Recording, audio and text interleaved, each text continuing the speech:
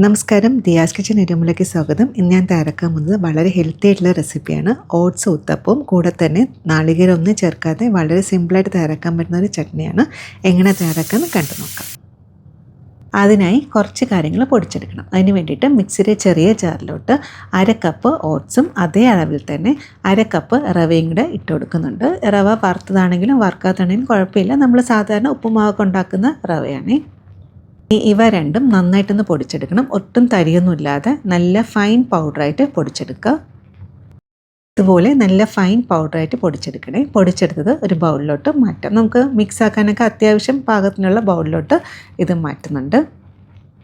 ഇതിലോട്ട് നമ്മൾ നേരത്തെ എടുത്ത അതായത് ഓട്സിൻ്റെയും റവയുടെയും അതേ അളവിൽ തന്നെ തൈരും കൂടി ചേർക്കുന്നുണ്ട്.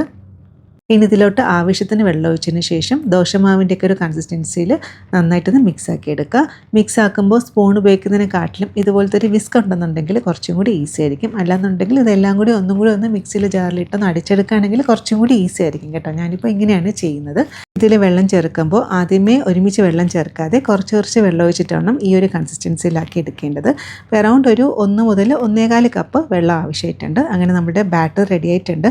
ഇനി ഇതൊരു 15 മിനിറ്റ് റെസ്റ്റ് ചെയ്യാൻ വയ്ക്കാം. കാരണം നമ്മളിതിൽ റവയൊക്കെ ചേർത്തുകൊണ്ട് തന്നെ കുറച്ച് സമയം റെസ്റ്റ് ആക്കാനായിട്ട് വെക്കണം. എന്നാലും മാത്രമേ റവയൊക്കെ നന്നായിട്ടൊന്ന് കുതിർന്ന് കിട്ടത്തുള്ളൂ. മാവ് റെസ്റ്റ് ചെയ്യുന്ന സമയം കൊണ്ട് ഇതിൻ്റെ കൂടെ സെർവ് ചെയ്യാൻ പറ്റുന്ന ഒരു ഹെൽത്തി ആയിട്ടുള്ള ഒരു ചട്നി കൂടെ നമുക്ക് തയ്യാറാക്കാം. അതിന് വേണ്ടിയിട്ട് കടായിലോട്ട് ചെറിയ സ്പൂണ് വെളിച്ചെണ്ണയോ അല്ലെങ്കിൽ റിഫൈൻഡ് ഓയിലോ ഒഴിച്ചു കൊടുക്കുക.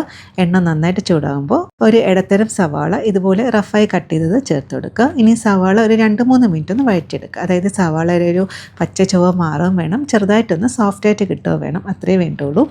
ഇനി ഇതിലോട്ട് എരിവിന് വേണ്ടിയിട്ട് 2 പച്ചമുളകും കുറച്ച് ഇഞ്ചിയും കൂടെ ചേർക്കുന്നുണ്ട്. വേണമെന്നുണ്ടെങ്കിൽ ഒരു ചെറിയ പീസ് വെളുത്തുള്ളി വേണമെങ്കിൽ ചേർക്കാം. ഞാനിപ്പോൾ ചേർക്കുന്നില്ല. ചേർത്തില്ലെങ്കിലും കുഴപ്പമൊന്നുമില്ല. ഒരു 3-4 മിനിറ്റ് ഇതുപോലെ നന്നായിട്ടൊന്ന് വഴറ്റിയെടുക്കുക. അതായത് ആ പച്ചമുളകിൻ്റെ ഒരു പച്ച ചുവ മാറുകയും വേണം, അതുപോലെ തന്നെ നമ്മുടെ സവാള ചെറുതായിട്ടൊന്ന് സോഫ്റ്റായിട്ട് കിട്ടുകയും വേണം. ഇനി ഇതിൻ്റെ കൂടെ തന്നെ നമുക്ക് ആവശ്യത്തിനുള്ള ഉപ്പും കൂടി ചേർത്ത് കൊടുക്കാം. ഈ ഒരു ചട്നി വളരെ എളുപ്പത്തിലും അതുപോലെ തന്നെ ഹെൽത്തി ആയിട്ടുള്ളൊരു ചട്നിയാണ്. അങ്ങനത്തെ സവാളയൊക്കെ വഴറ്റാൻ തുടങ്ങിയിട്ട് ഇപ്പോൾ ഒരു 4 മിനിറ്റ് ആയിട്ടുണ്ട്. സവാളയുടെ കളറുണ്ട് ചെറുതായിട്ടൊന്ന് മാറി തുടങ്ങിയിട്ടുണ്ട്, അതുപോലെ തന്നെ സോഫ്റ്റായിട്ട് കിട്ടിയിട്ടുണ്ട്. ഇനി നമുക്ക് ഫ്ലെയിം ഓഫ് ആക്കാം. ചെറുതായിട്ടൊരു പുളിക്ക് വേണ്ടിയിട്ട് വാളൻപുളി ചേർക്കുന്നുണ്ട്. വേണമെങ്കിൽ മാത്രം ചേർത്താൽ മതി കേട്ടോ. പുളി ഉണ്ടെങ്കിൽ കുറച്ചും കൂടി ടേസ്റ്റി ആയിരിക്കും. ഇനി ആ ചൂടി കിടന്നതിന് പുളിയും കൂടി നല്ല സോഫ്റ്റായിട്ട് കിട്ടും. ഇത് ചെറുതായിട്ട് തണുത്തതിന് ശേഷം മിക്സിയുടെ ചെറിയ ജാറിലോട്ട് മാറ്റാം. ചെറുതായിട്ടൊന്ന് ചൂട് മാറിയതിന് ശേഷം മിക്സിയുടെ ഒരു ചെറിയ ജാറിലോട്ട് മാറ്റിയിട്ടുണ്ട്. ഈ ഒരു ചട്നിയുടെ പ്രത്യേകത എന്നുള്ളത് ഇതിൽ നമ്മൾ നാളികേരം ചേർക്കില്ല, പകരം ചേർക്കുന്നതാണ് കുറച്ച് പൊട്ടുകടല. പൊട്ടുകടല എന്ന് പറയുന്നത് ബംഗാൾ ഗ്രാമാണ്, റോസ്റ്റഡ് ബംഗാൾ ഗ്രാമാണ്. അപ്പോൾ അതൊരു 1/4 കപ്പ് മുതൽ 1/2 കപ്പ് വരെ ചേർക്കാം. ഞാനിപ്പോൾ 1/4 കപ്പ് മാത്രമേ ചേർക്കുന്നുള്ളൂ. ഇനി ഇത് നന്നായിട്ടൊന്ന് അരച്ചെടുക്കണം. അപ്പോൾ ഇതിലിപ്പോൾ വെള്ളം ചേർക്കേണ്ട ആവശ്യമില്ല. വെള്ളം ചേർക്കാതെ തന്നെ ഒന്ന് പൾസ് ചെയ്തെടുക്കാം. ഇതുപോലെ ഒന്ന് പൊടിച്ചെടുത്തിട്ടുണ്ട്. ആദ്യമേ നമ്മൾ വെള്ളം ചേർക്കണമെന്നുണ്ടെങ്കിൽ നന്നായിട്ടൊന്നും അരഞ്ഞ് കിട്ടില്ല. ഇങ്ങനെ പൊടിച്ചതിന് ശേഷം ആവശ്യത്തിന് വെള്ളം ഒഴിച്ചതിന് ശേഷം ഒന്നുകൂടി നല്ല പേസ്റ്റായിട്ട് അരച്ചെടുക്കുക. ഇതുപോലെ നല്ല തിക്ക് പേസ്റ്റായിട്ട് അരച്ചെടുക്കുക. അങ്ങനെ നമ്മുടെ ചട്നി റെഡി ആയിട്ടുണ്ട്. അപ്പോൾ ഇതിൽ ഞാൻ ഉപ്പ് നോക്കിയപ്പോൾ ഉപ്പ് പാകത്തിനായിരുന്നു. ഇനി ഇതൊരു ബൗളിലോട്ട് മാറ്റാം. ഇന്നത്തെ റെസിപ്പിയുടെ കൂടെ സെർവ് ചെയ്യാനായിട്ട് ഞാൻ കുറച്ച് തിക്കായിട്ടാണ് ചട്നി തയ്യാറാക്കിയത്. അതല്ല കുറച്ചും കൂടി ലൂസായിട്ട് വേണമെന്നുണ്ടെങ്കിൽ ആവശ്യത്തിന് വെള്ളവും അതനുസരിച്ച് ഉപ്പും കൂടെ ചേർത്തിട്ട് നന്നായിട്ടൊന്ന് മിക്സാക്കി എടുക്കുക. അങ്ങനെ നമ്മുടെ ചട്നി റെഡി ആയിട്ടുണ്ട്. ഇനി താളിച്ചും കൂടി ചേർക്കണം. അതിന് വേണ്ടിയിട്ട് ഒരു കടായിലോട്ട് കുറച്ച് വെളിച്ചെണ്ണ ഒഴിച്ചു കൊടുക്കുക. എണ്ണ നന്നായിട്ട് ചൂടായതിന് ശേഷം ചെറിയ സ്പൂണ് കടുകും പിന്നെ കുറച്ച് ഉഴുന്നുപരിപ്പ് കൂടെ ചേർക്കണേ. ഉഴുന്നുപരിപ്പ് ചേർക്കുമ്പോൾ പ്രത്യേക ഒരു ടേസ്റ്റാണ്. കൂടെ തന്നെ കുറച്ച് വറ്റൽമുളകും കരിവേപ്പിലയും കൂടെ ചേർത്തിട്ട് നന്നായിട്ടൊന്ന് മൂപ്പിച്ചെടുക്കാം. അങ്ങനെ താളിച്ച് റെഡി ആയിട്ടുണ്ട്. ചൂടോടെ തന്നെ ചട്നിയിലോട്ട് ഒഴിച്ചു കൊടുക്കാം.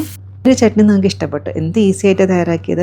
ഈ റെസിപ്പി ഇഷ്ടപ്പെട്ടാൽ പറ്റുകയാണെങ്കിൽ ലൈക്കും ഒന്ന് സബ്സ്ക്രൈബും കൂടെ ചെയ്ത് സപ്പോർട്ട് ചെയ്തേക്കണേ. അങ്ങനെ ഇത് എല്ലാം കൂടി ഒന്ന് മിക്സാക്കി എടുത്തിട്ടുണ്ട്. പിന്നെ വെയിറ്റ് ലോസ് ആഗ്രഹിക്കുന്ന ആൾക്കാർക്ക് താളിച്ച് ചേർക്കണം നിർബന്ധമില്ല, താളിക്കാതെയും ചട്നി തയ്യാറാക്കാം. അങ്ങനെ നമ്മുടെ ചട്നി റെഡി ആയിട്ടുണ്ട്. ഇനി അടുത്തായിട്ട് നമുക്ക് മാവ് എന്തായെന്ന് നോക്കാം.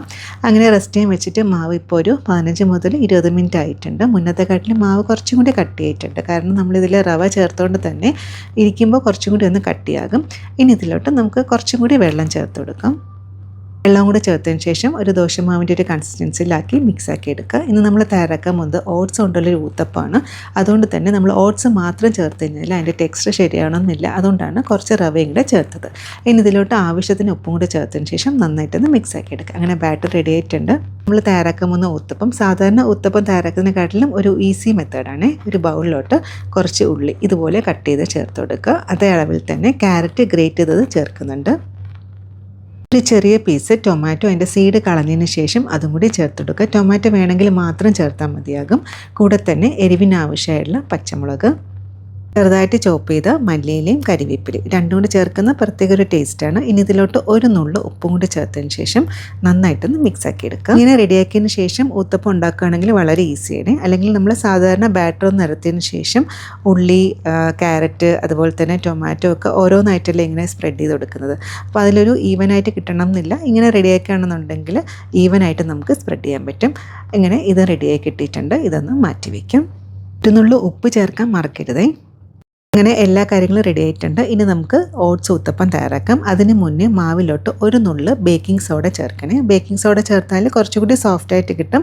ചേർക്കണം നിർബന്ധമില്ല കേട്ടോ. ചേർത്താൽ കുറച്ചുകൂടി നന്നായിരിക്കും. അതുകൂടി ചേർത്തതിന് ശേഷം നന്നായിട്ടൊന്ന് മിക്സ് ആക്കി എടുക്കുക. അങ്ങനെ നമ്മുടെ ബാറ്റർ റെഡി ആയിട്ടുണ്ട്. ഇനി നമുക്ക് ഊത്തപ്പം തയ്യാറാക്കാം. അതിന് വേണ്ടിയിട്ട് ദോശത്തവ വെച്ചിട്ടുണ്ട്. തവ നന്നായിട്ട് ചൂടായതിന് ശേഷം കുറച്ച് വെള്ളം ഇതുപോലെ ഒന്ന് സ്പ്രെഡ് ചെയ്ത് കൊടുക്കാം. അതിനുശേഷം നല്ല വൃത്തിയുള്ള തുണിയോ അല്ലെങ്കിൽ ടിഷ്യൂ ഉപയോഗിച്ചിട്ട് നന്നായിട്ടൊന്ന് തുടച്ച് മാറ്റുക.